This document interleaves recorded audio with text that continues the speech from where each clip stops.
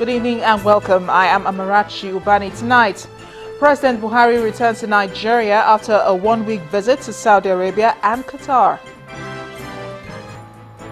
Nigerians back on the queues at petrol stations as fuel scarcity resurfaces across the country.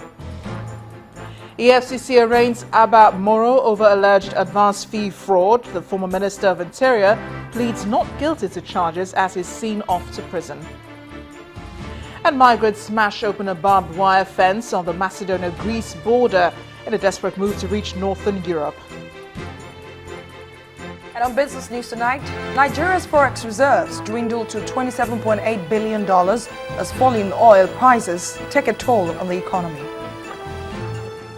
And on sports news tonight, Nigerian men's team maintains a perfect record at the World Table Tennis Championship in Malaysia.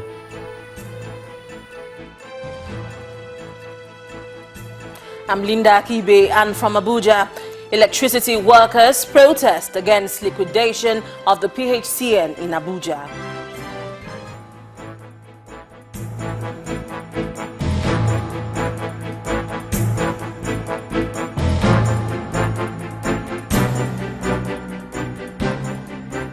We begin tonight with the return of the president after a one-week visit to Saudi Arabia and Qatar. The president arrived this evening at about 5:30 and was received by the Inspector General of Police and the FCT Minister at the Nnamdi Azikiwe International Airport, Abuja. The president returns amidst growing apprehension over fuel scarcity across the country. According to the NNPC, the scarcity is as a result of the marketers' refusal to play their own role, and motorists and other product users seem to be paying for this. During the president's visit to Qatar, he met with senior executives of the Qatar Chamber of Commerce and Industry and some private businessmen in Doha, where President Muhammadu Buhari assured the business community that enough security has been provided in Nigeria to secure their investments.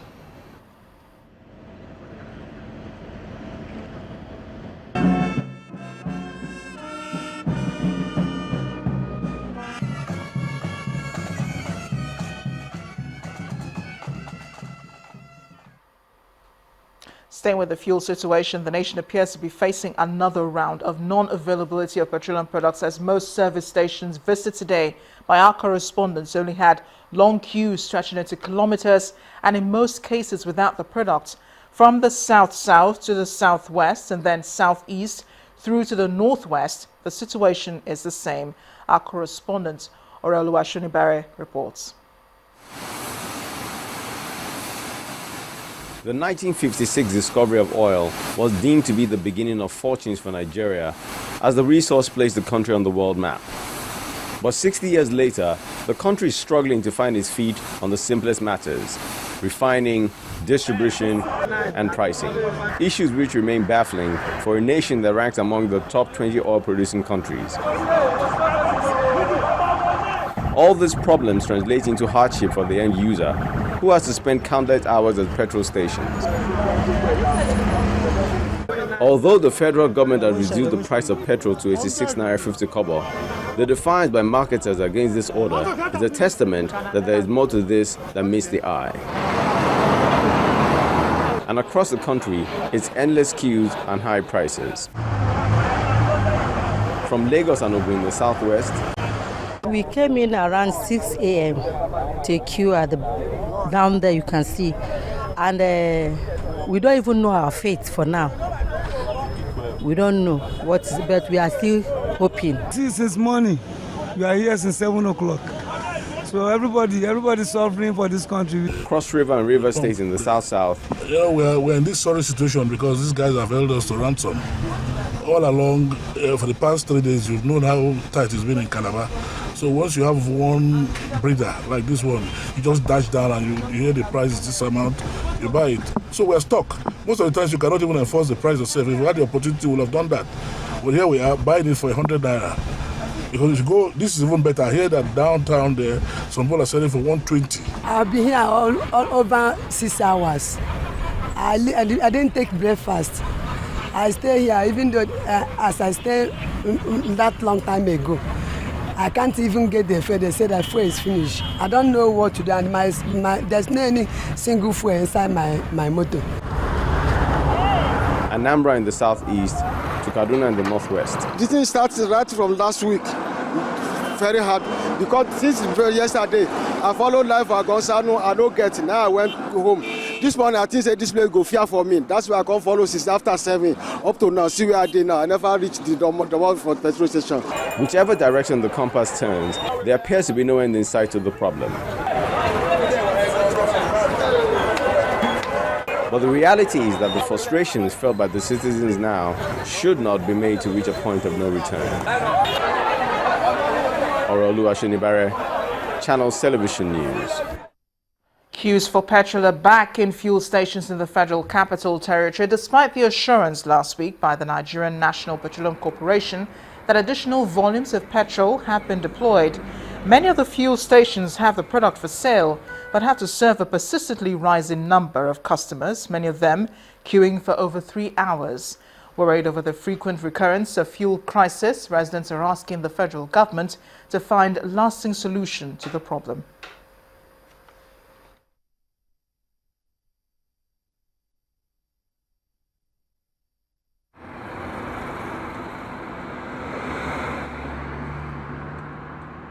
I started up that side, but now I'm very close to the verge of getting it. And without getting this fuel today, I may not be able to go out tomorrow because I have very little fuel in my vehicle. In view of the falling prices of oil at the international market, one had expected that there will be enough fuel in the country, but I don't really know what is causing this at this moment of change. We are hearing from tell you that there's supply of fuel in the tank, but what is causing all these things? That long queue and somebody will be staying on the line for 2 hours. It's not being given the fuel. We don't know what is causing it. It's sad, so sad. Keeps every time all over the same problems, issue, the same thing every year. I think the government need to look inwards. Probably this issue of subsidy, they should look at it, find a permanent solution to the whole thing. A permanent solution to it. It needs a deeper work, not all this artificial thing, subsidy. It's not working. If all goes according to plan by the Nigerian National Petroleum Corporation, then the fuel queues may disappear in a matter of days, as the corporation says it has increased supply to parts of the country. According to the NNPC, Lagos will be receiving 295 trucks, up from 245 daily, the equivalent of 9.7 million litres daily, while truck out to fuel stations in Abuja from Suleja Depot have been stepped up to 210 trucks per day, or 6.9 million litres from the regular supply of 160 trucks per day. Similarly, activation has also been extended to Port Harcourt, Calabar, Kano and Kaduna. Joining in this task will be Major Marketers Association of Nigeria and the Independent Product Marketers Association of Nigeria.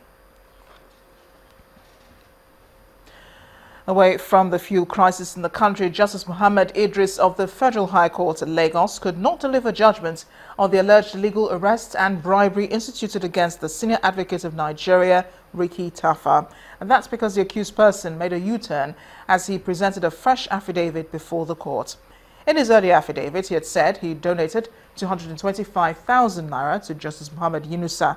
But today, he explained that the statement of accounts quoted by the EFCC, where the money was allegedly paid into, belonged to a former staff of Ricky Tafa's chambers. Our correspondent, Shola Shuyeli, reports. It's a case that has generated so much interest, and everyone was eager to hear the judgment of the fundamental rights enforcement suit filed by Senior Advocate of Nigeria, Mr. Ricky Tafa. Mr. Tafa wanted the court to declare that his arrest and detention was illegal. Amongst other things, he asked the court to award 2.5 billion naira in his favor, and against the EFCC, its acting chairman, Mr. Ibrahim Magu, and 2 operatives of the commission, all of whom he listed as respondents in the suit.